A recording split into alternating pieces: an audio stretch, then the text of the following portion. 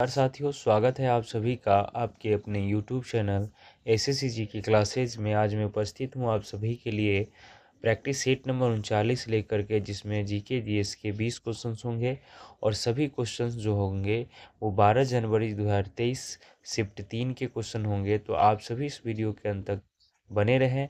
यदि आप इस चैनल पर नए हैं तो चैनल को सब्सक्राइब करें, बेल आइकन को दबाएं, ताकि इसी तरह के वीडियो हम आप सभी के लिए लेकर के आते रहें। तो चलिए बढ़ते हैं क्वेश्चन की तरफ। क्वेश्चन नंबर 1 है हमारा कि राज्यपाल के बारे में कौन सा कथन सही नहीं है। तो इसका राइट आंसर हो जाएगा ऑप्शन नंबर बी हो जाएगा। ठीक है, कि उसके पास किसी व्यक्ति के मृत्युदंड को क्षमा करने या प्रविलंबन और माफ़ करने की शक्ति होती है ना। सॉरी, यहाँ पे होती नहीं है, यहाँ पे होना चाहिए नहीं होती है ना। ये किसके पास होता है? तो ये राष्ट्रपति के पास होता है ना। राष्ट्रपति को जो है ये शक्ति प्रदान है। सॉरी, ये जो है नहीं ऑलरेडी क्वेश्चन में ही दे रखा है, वही तो हमको चुनना है, तो यहाँ पे हम नहीं लगा रहे थे, है ना। ये किसको, ये जो शक्ति है किसे प्रदान है? राष्ट्रपति को प्रदान है, ये राज्यपाल को प्राप्त नहीं है। क्वेश्चन नंबर 2 है कि उस देश की पहचान कीजिए जिसे हवाओं का देश कहा जाता है। तो इसका right answer option number A है, डेनमार्क को जो है हवाओं का देश कहा जाता है। क्वेश्चन नंबर 3 है कि कांग्रेस और मुस्लिम लीग ने लखनऊ समझौते पर किस वर्ष हस्ताक्षर किए थे। तो इसका राइट आंसर है ऑप्शन नंबर बी, 1916 ईस्वी में हस्ताक्षर किया था। इस समझौते के जो अध्यक्ष थे, तो इसके अध्यक्ष की बात करें, है ना, तो इसके अध्यक्ष जो थे अंबिका चरण, है ना, अंबिका सॉरी अंबिका चरण मजूमदार, है ना, मजूमदार जो है इसके अध्यक्ष थे। और ये जो इसका आयोजन जो है वो लखनऊ में किया गया था, है ना। इसका नाम ही है लखनऊ समझौता, जिसका आयोजन कहाँ किया गया था? लखनऊ में किया गया था। क्वेश्चन नंबर 4 है कि डैश को प्राकृतिक की एक कार्यात्मक इकाई के रूप में देखा जा सकता है, जहां जीवित जीव आपस में और आसपास के भौतिक, है ना, आसपास के भौतिक वातावरण में परस्पर अन्योन्य क्रियाएं करते हैं।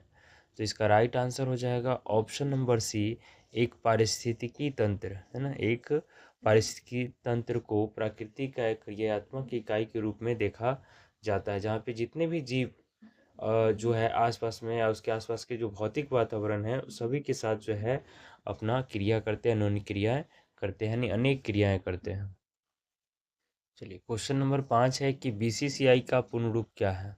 तो इसका राइट आंसर है option number C, board of control for cricket in India, है ना। Board of control for cricket in India इसका फुल फॉर्म है।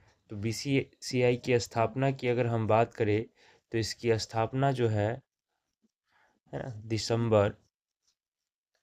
दिसंबर 1928 में इसकी स्थापना की गई थी। क्वेश्चन नंबर 6 है कि भारत की पहली पंचवर्षीय योजना डैश में होगा यहाँ पे, ठीक है, डैश में शुरू की गई थी। तो इसका राइट आंसर है ऑप्शन नंबर डी, 1951 में जो है शुरू की गई थी। 1951 से 1956 इसका जो है कुल समय अवधि था। तो ये जो था ये हमारा प्रथम पंचवर्षीय योजना था। वही अगर हम बात करें यहाँ पे दूसरी पंचवर्षीय योजना की, तो इसका जो था 1956 से 1961। वही अगर हम बात करें तीसरी पंचवर्षीय योजना का, तो 1961 से लेकर 1966। वही अगर हम बात करें चौथी पंचवर्षीय योजना का, तो 1969 से लेकर 1974 तक। वही अगर हम बात करें पांचवी पंचवर्षीय योजना का, तो 1974 से लेकर 1979 तक। सॉरी, ये 78 तक ही था, 1974 से 78। वही अगर हम बात करें तो छठी पंचवर्षीय योजना की बात करें, तो 1980 से 1985, 80 से 1985। और सातवीं पंचवर्षीय योजना की बात करें तो 1985 से 1990। वही अगर हम बात करें 8वीं पंचवर्षीय योजना की तो 1992 से 1997, ठीक है। वही अगर हम बात करें 9वीं पंचवर्षीय योजना की, है ना, तो 1997 से 2002।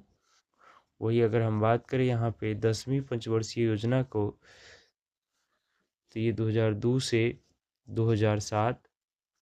वही 11वीं पंचवर्षीय योजना की अगर हम बात करें तो 2007 से, 2007 से 2012। वही 12वीं पंचवर्षीय योजना की अगर हम बात करें तो 2012 से 2017। 2017।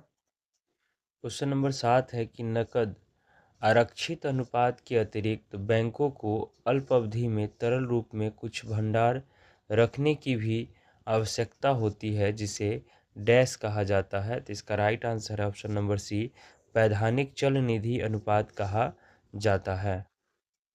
क्वेश्चन नंबर 8 है कि महात्मा गांधी राष्ट्रीय ग्रामीण रोजगार गारंटी अधिनियम यानी मनरेगा किस वर्ष पारित किया गया था। तो इसका राइट आंसर है ऑप्शन नंबर बी, 2005 में इसे पारित किया गया था। इसे 7 सितंबर 2005 में इसको लागू किया। अगर हम बात करें तो इसका जो है यानी पहले इसका नाम, शुरुआत में इसका नाम रखा गया था, है ना, राष्ट्रीय, यहाँ से है ना, राष्ट्रीय ग्रामीण रोजगार गारंटी अधिनियम यानी नरेगा, है ना। पहले क्या कहा जा रहा था, इसको नरेगा के नाम से जाना जाता था, जो कि इसका नाम इस बदला गया 2 अक्टूबर को, है ना, 2 अक्टूबर 2009 को इसका नाम बदल करके, है ना, महात्मा गांधी राष्ट्रीय ग्रामीण रोजगार गारंटी योजना रख दिया गया। इसके अंतर्गत जो है ना, 100 दिनों का रोजगार दिया जाता है ना, रोजगार दिया जाता है, ग्रामीण क्षेत्रों में। कहाँ पे? ग्रामीण ग्रामीण क्षेत्रों में जो है इसका रोजगार दिया जाता है। क्वेश्चन नंबर 9 है कि भारत के राष्ट्रपति ने सितंबर 2022 में वरिष्ठ अधिवक्ता डैश को भारत का अगला अटॉर्नी जनरल नियुक्त किया था। तो इसका राइट आंसर है option number B, R Venkataramani को जो है ना, वेंकटरमणि को जो है राष्ट्रपति यानी भारत के राष्ट्रपति ने 2022 में वरिष्ठ अधिवक्ता के रूप में अटॉर्नी जनरल नियुक्त किया था। क्वेश्चन नंबर 10 है कि जब मौलिक कर्तव्यों को भारतीय संविधान में शामिल किया गया तब भारत के प्रधानमंत्री कौन थे। तो इसका राइट आंसर है option number A, Indira Gandhi थी, है ना। जब मौलिक कर्तव्य को भारतीय संविधान में शामिल किया गया।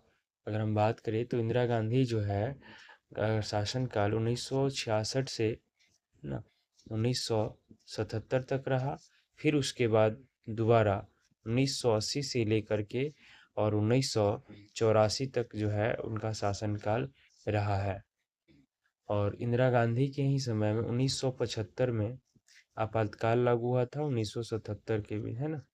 और इसी समय जो है मौलिक कर्तव्य को इसमें जोड़ा गया था, शामिल किया गया था। क्वेश्चन नंबर 11 है कि हरित क्रांति मुख्य रूप से डैश के इर्द गिर्द है। तो इसका राइट आंसर है ऑप्शन नंबर सी, उच्च उपज विविधता कार्यक्रम, है ना, कार्यक्रम के अंतर्गत, सॉरी, इर्द गिर्द। चलिए, भारत में हरित क्रांति की शुरुआत की अगर हम बात करें तो इसकी जो शुरुआत है 1960 के दशक में किया गया था, है ना। 1960 के दशक में इसकी शुरुआत हुई थी। अगर हम बात करें भारतीय हरित क्रांति के जनक के, तो एम एस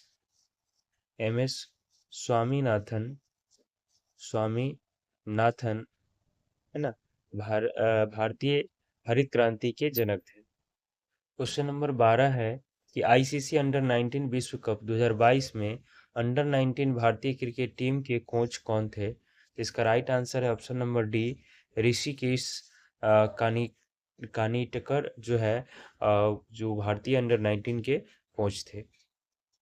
समय जो अंडर 19 जो विश्व कप था, इसमें भारत ने इंग्लैंड को 4 विकेट से हराया था, 4 विकेट से हराया था, हराया था। क्वेश्चन नंबर 13 है कि तिरुवथिरा उत्सव मुख्य रूप से इनमें से किस राज्य में मनाया जाता है? तो इसका राइट आंसर है ऑप्शन नंबर सी, केरल में मनाया जाता है। ये जो उत्सव है ये भगवान शिव को समर्पित है, भगवान शिव को समर्पित किया गया है। वही अगर हम बात करें उड़ीसा के प्रमुख त्योहारों की, है ना, तो राजा परवा, ठीक है, कलिंग महोत्सव, कलिंग महोत्सव, प्रसिद्ध प्रसिद्ध रथ यात्रा, रथ यात्रा, ये यात्रा यात्रा जो है भगवान जगन्नाथ को समर्पित किया गया है। अगर हम बात करें असम के जो प्रमुख त्योहार है, तो बिहू जो है असम का सबसे प्रमुख त्योहार है ना, बिहू, बिहू त्योहार असम का सबसे प्रमुख त्योहार है। वही अगर हम बात करें पंजाब का, तो पंजाब का जो है सबसे प्रमुख त्योहार क्या है? बैसाखी, बैसाखी जो है पंजाब का सबसे प्रमुख त्योहार है। इसके अलावा सिख नव वर्ष भी पंजाब का प्रमुख त्योहार। क्वेश्चन नंबर 14 है कि synthetic fibre, synthetic rubber, plastic, dye सामग्री, दवाओं और फार्मास्यूटिकल्स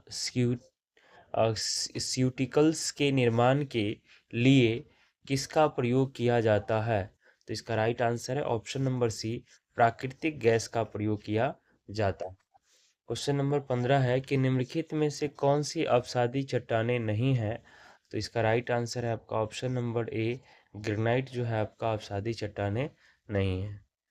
क्वेश्चन नंबर 16 है कि अक्टूबर 2022 में भारत सरकार द्वारा राजस्व सचिव के रूप में किसे नियुक्त किया गया है? तो इसका राइट आंसर है option number B, Sanjay Malhotra को जो है नियुक्त किया गया है। क्वेश्चन नंबर 17 है कि 28 मार्च को लोकसभा में आपराधिक प्रतिक्रिया यानी पहचान विधेयक 2022 किसने प्रस्तुत किया था? तो इसका right answer option number B, Ajay Kumar Mishra ने इसे प्रस्तुत किया था। क्वेश्चन नंबर 18 है कि मेगास्थनीज, है ना, मेगास्थनीज के अनुसार शाही जुलूसों के दौरान चंद्रगुप्त के रक्षक सोने और चांदी से सुसज्जित डैश पर सवार होते थे। तो इसका राइट आंसर है ऑप्शन नंबर ए, यानी हाथी, यानी चांदी और सोने से सुसज्जित हाथी पर सवार होते थे। क्वेश्चन नंबर 19 है कि बेलिया किस भारतीय राज्य का प्रसिद्ध लोक नृत्य है? तो इसका राइट आंसर है ऑप्शन नंबर डी, राजस्थान का जो है लोक नृत्य है। क्वेश्चन नंबर 20 है और ये लास्ट क्वेश्चन इस वीडियो का, निम्नलिखित में से कौन सा त्यौहार अगस्त सितंबर फसल के मौसम का जश्न मनाया जाता है? तो इसका राइट आंसर है ऑप्शन नंबर ए, ओनम, है ना, ओनम का त्यौहार मनाया जाता है। ठीक है, ये तमिलनाडु का है, तमिलनाडु का जो है त्यौहार है। चलिए, तो उम्मीद करते हैं कि वीडियो आप सभी को काफ़ी पसंद आया होगा। तो वीडियो को लाइक करें, शेयर करें, चैनल को सब्सक्राइब करें, बेल आइकन को दबाएं ताकि इसी तरह की वीडियो हम आप सभी के लिए लेकर के आते रहें। मिलते हैं नेक्स्ट वीडियो में, तब तक के लिए धन्यवाद।